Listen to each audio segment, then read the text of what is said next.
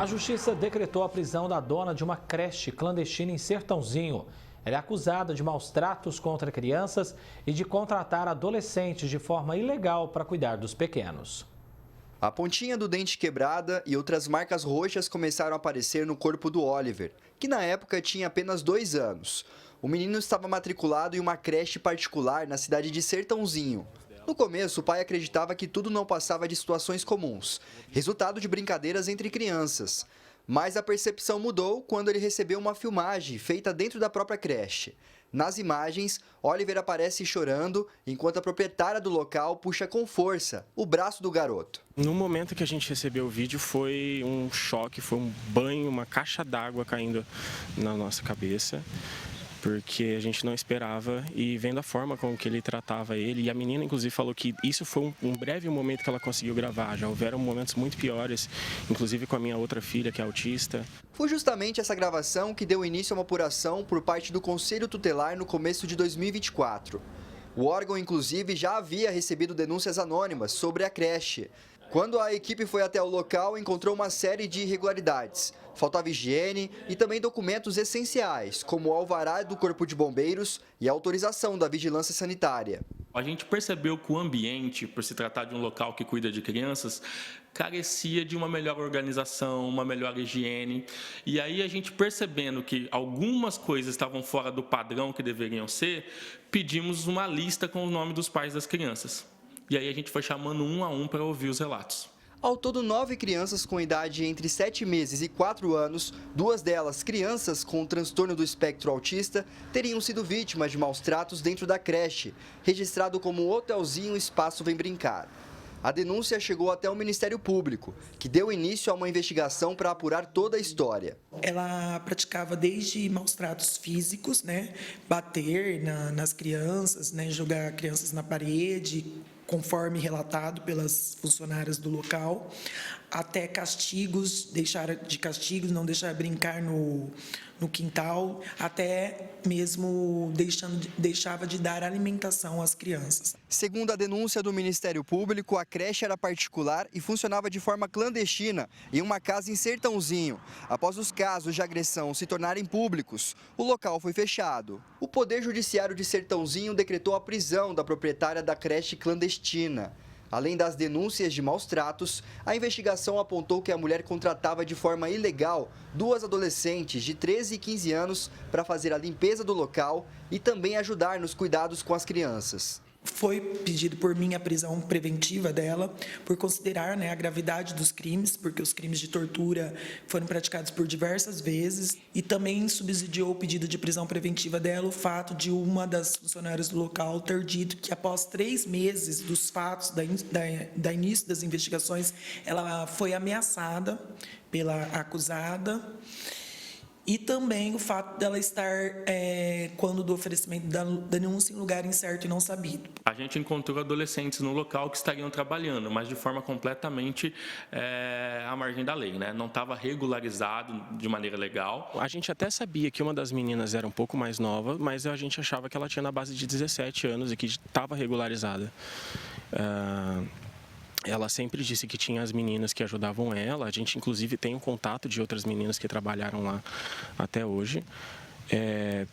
Tudo que ela passava para a gente e para os outros pais era uma situação de plena transparência, de tudo estar funcionando bem, de estar tudo regular. Aldo, pai das crianças, conta que na época optou por matricular os filhos no local pela urgência e pela falta de vagas nas creches públicas da cidade. Mesmo quando disponível, as creches aqui, na época os 2 ainda não tinham iniciado na escolinha, mesmo quando disponível, o horário das creches era bem ruim. Eu estava trabalhando, a minha ex-esposa estava se recuperando de uma cirurgia forte, então a gente não tinha com quem deixar eles e a escolinha acabava suprindo isso para a gente. E além disso, a gente já estava na fila para a creche e não foi possível, a gente não conseguiu vaga. Hoje as crianças estão bem. Mas lembrar de tudo que os filhos passaram naquele lugar ainda traz um sentimento de angústia para a família.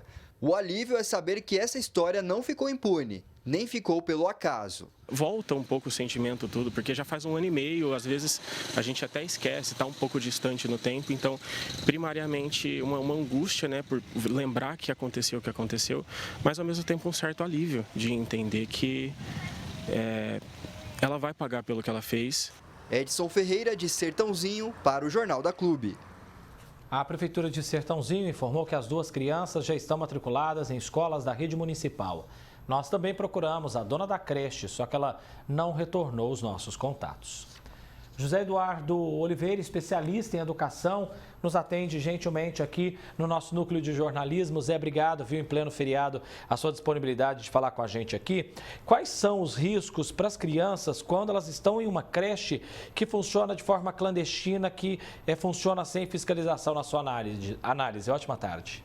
Boa tarde, André. Boa tarde a todos. Também parabéns a toda a Ribeirão Preto. André, os riscos são enormes. A gente precisa alertar a população. Isso tem acontecido de maneira cada vez mais recorrente, principalmente com 2 populações muito vulneráveis, que é a questão dos idosos e das crianças. Casas que se dispõem a atender idosos e casas que se dispõem a trabalhar como creche. Isso é muito importante que de alguma maneira seja fiscalizado, porque essas 2 pontas da vulnerabilidade, idosos e crianças, o prejuízo para a população pode ser muito grande quando essa população vulnerável é entregue na mão de pessoas que não são treinadas, que não são preparadas para trabalhar, no caso específico, com crianças. A necessidade de pedagogos ali presente no local não é para qualquer um, não é para qualquer pessoa que tenha afinidade com a idade poder prestar esse tipo de serviço. Pior ainda quando você coloca um adolescente, né, que ainda está construindo seu conhecimento ali para cuidar de outras crianças.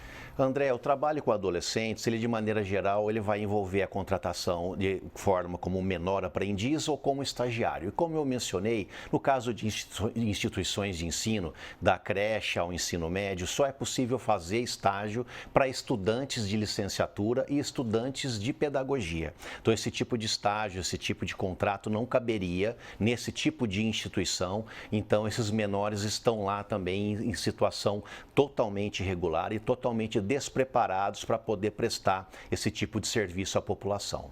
E como é que os pais se protegem então? Como é que eles vão saber se uma creche está funcionando de maneira corretamente ou irregularmente? Exato, André. A população, às vezes, até por boa fé, a gente não tem o hábito de chegar numa determinada instituição, prestadora de serviço e pedir CNPJ, alvará, vínculo com as entidades de fiscalização, até por acreditar. Isso precisa mudar, principalmente quando se trata de questão de instituições que prestam serviço na área de saúde e na área de educação, mas principalmente colocar isso para o poder público fiscalizar. Aonde o poder público não atua, a gente fica aquele vácuo e infelizmente essas pessoas vão acabar ocupando e a população de boa fé acaba acreditando nisso. Fica a minha dica aí para que pais dessas crianças, e mesmo de escolas tradicionais, estejam sempre visitando esse local, acompanhando, participando, para poder de alguma maneira poder identificar um pouco antes desses acontecimentos negativos aí para o desenvolvimento dessas crianças. A gente viu que aí nesse caso a Justiça acabou decretando a prisão da dona dessa creche clandestina. Ao que essa mulher pode responder, Zé? Olha, eu acho que aí a questão do maus tratos com as crianças, a questão da contratação irregular dos adolescentes, crime de falsidade ideológica, pois funcionava como creche sem ser, era uma simples residência. Então, quer dizer, o próprio crime também da prestação de um serviço que é regulamentado e que não era oficial. Então, eu acho que realmente cabe uma punição exemplar para essa proprietária dessa creche, para que outros estabelecimentos se preocupem em normalizar a sua situação. E também, ao mesmo tempo, lembrar que Sertãozinho tem uma diretoria de ensino, tem Ministério Público, tem Conselho Tutelar, então talvez fosse o ideal aí criar um canal de comunicação, de denúncias, para que a população pudesse, de alguma maneira, oficializar mais essas queixas aos órgãos públicos e competentes. Especialista em educação, José Eduardo Oliveira, agradeço mais uma vez a sua presença aqui com a gente. Um abraço e até mais, viu, Zé? Obrigado, eu que agradeço.